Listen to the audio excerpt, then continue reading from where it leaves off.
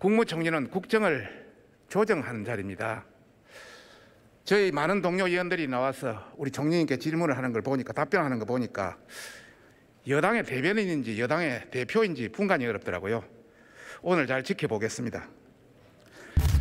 국회의원을 6선을 하시고 또 민주당 당대표도 하시고 또 국회의장도 하시고 국무총리까지 이제 하셨으니까 이제 남은 거는 대통령밖에 없습니다. 그죠? 어느 언론을 보니까 정책도 만들고 조직도 만들고 뭐 시동을 했다는 말인데 잘 돼 가십니까? 저는 지금 코로나19 대응에 바쁜데 무슨 말씀을 하시는지 모르겠습니다. 아, 그렇습니까? 예. 총리는 국회의장 시절에는 온화하고 합리적인 그런 리더십을 발휘를 하셨습니다. 저도 그렇게 평가합니다. 그런데 요즘 대선 후보로 거론되고 난 이후에는 기재부 보고는 기재부의 나라냐, 또 야당의 서울시장 후보들 보고는 개탄스럽다 등 소위 문바들에게 잘 보이려고 하는 독해졌다는 그런 평이 나오고 있습니다. 어떻게 생각하십니까? 독해졌습니까? 제가 보기에는 좀 독해진 것 같은데. 예, 뭐 본색이 어디로 가겠습니까? 예, 그렇습니다. 국무총리는 국정을 조정하는 자리입니다. 저희 많은 동료 의원들이 나와서 우리 총리님께 질문을 하는 걸 보니까, 답변하는 거 보니까 여당의 대변인인지 여당의 대표인지 분간이 어렵더라고요. 오늘 잘 지켜보겠습니다. 총리, 문재인 대통령의 취임사를 화면을 통해 보겠습니다. 한 번도 경험하지 못한 나라를 만들겠습니다. 모든 국민의 대통령이 되겠습니다. 소통하는 대통령이 되겠습니다. 제왕적 권력을 최대한 나누겠습니다. 약속을 지키는 그런 대통령이 되겠습니다. 수많은 약속이 있었습니다. 어느 하나 제대로 지키지 못했다고 저는 생각하고, 그중에 딱 한 가지, 한 번도 경험하지 못한 나라를 만들겠다 한 약속은 지켜진 것 같습니다. 지금부터 그 사례를 말씀드리겠습니다. 아파트 가격 폭등입니다. 화면의 경실련 자료를 한번 보겠습니다. 지난 17년 동안 서울 25평 아파트 가격은 문재인 정부 4년 동안 이명박 박근혜 정부의 9년보다 4배나 뛰었습니다. 그 다음에 노무현 이명박 박근혜 정부의 14년보다 2배나 뛰었습니다. 이거 경실련 자료입니다. 어느 정부에서도 경험하지 못한 부동산 가격 폭등입니다. 총리 어떻게 생각하세요? 예, 뭐 통계는 이제 작성하는 기관에 따라서 차이가 있는 것 같아요. 특히 그 부동산 동향이라고 할까, 가격에 대해서는 경실련 자료도 있고 국민은행 자료도 있고 또 감정원 자료도 있고 여러 자료가 있는데, 정부가 확인하고 정부가 활용하는 통계는 이 자료보다는 좀 그 인상률이 좀 낮은 그런 통계를 가지고 있습니다. 예, 통계청 자료겠죠. 저는 30년 동안 서울시 행정, 도시행정 전문가입니다. 이론가 현장에서 아파트 가격은 수요와 공급에 의해서 결정이 됩니다. 지금 정부가 재정 지출을 많이 하다 보니까 유동성이 많이 높아졌습니다. 유동자금이. 그래서 수요는 넘칩니다. 공급, 많은 의원들, 동료 의원들한테 답변하는데 그 공급이 이명박 박근혜 정부에서 공급을 안 해서 지금 영향을 미친다 이렇게 하더라고요. 정말로 잘못된 관료들이 써준 걸 가지고 이 박성중이나 국민들한테 정보를 호도하는 겁니다. 2012년 박은순 전 시장이 시장되자마자 400군데의 뉴타운 계획을 다 날려버렸습니다.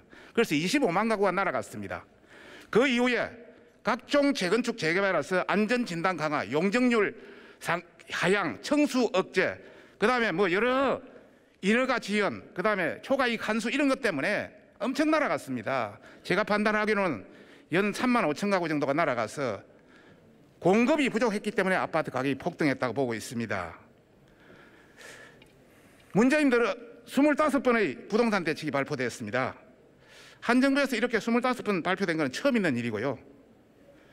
또 임대차 3법이 통과되다 보니까 5개월 만에 공급의 씨가 마른 전세 대란이 발생하고 전세 가격도 역대 최고로 올랐습니다. 제 주변에 25평 아파트는 한 5억 올랐더라고요. 어느 정부에서 한 번도 경험하지 못한 전세 대란입니다. 이 어떻게 생각하세요?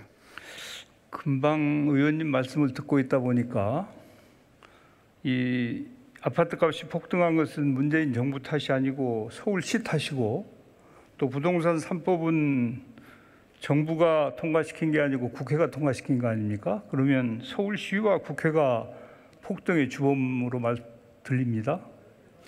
서울시의 아파트 가격은 서울시에서 공급이 안 됐기 때문에 수요와 공급의 불균형에 의해서 발생한 것이고, 임대차 3법은 저희들이 엄청나게 반대해도 여당이 단독으로 3일 만에 통과시킨 법입니다. 또 좀 알고 좀 제대로 답변했으면. 또 예. 이제 이 수요와 공급이 기본이다 하는 데는 저도 전적으로 동의를 합니다. 과연 대한민국의 아파트 가격이 수요와 공급, 시장 원리에 의해서만 결정된다고 믿는 국민이 얼마나 있을까?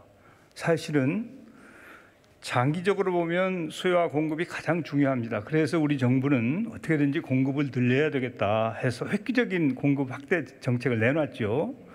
그렇지만은 그 이외에 금융 문제라든지 교육 문제라든지 특히 투기 수요가 얼마나 크느냐에 따라서 부동산 가격의 폭등을 유발하는 경우가 굉장히 많습니다.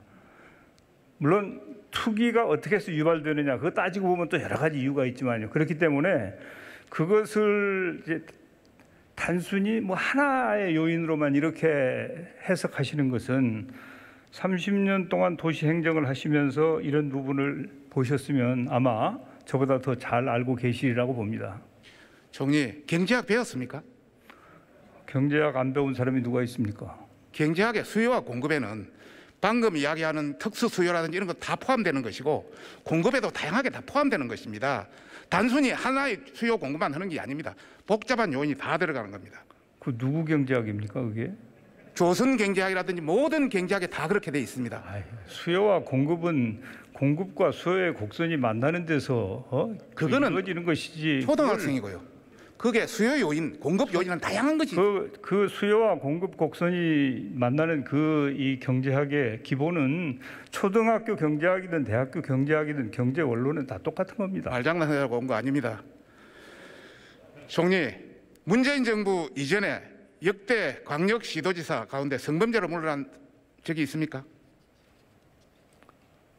뭐라고 하셨습니까? 문재인 정부 이전에 광역시도지사 중에 성범죄로 물러난 사례가 있냐고요.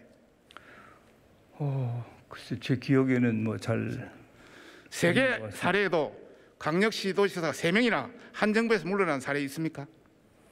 글쎄요, 전 뭐 그런 부분을 연구하거나 해본 적은 없습니다. 예. 대통령이 약속하고 당헌까지 개정했는데 이렇게 약속을 어긴 사람 우리 헌정 역사에 있었습니까?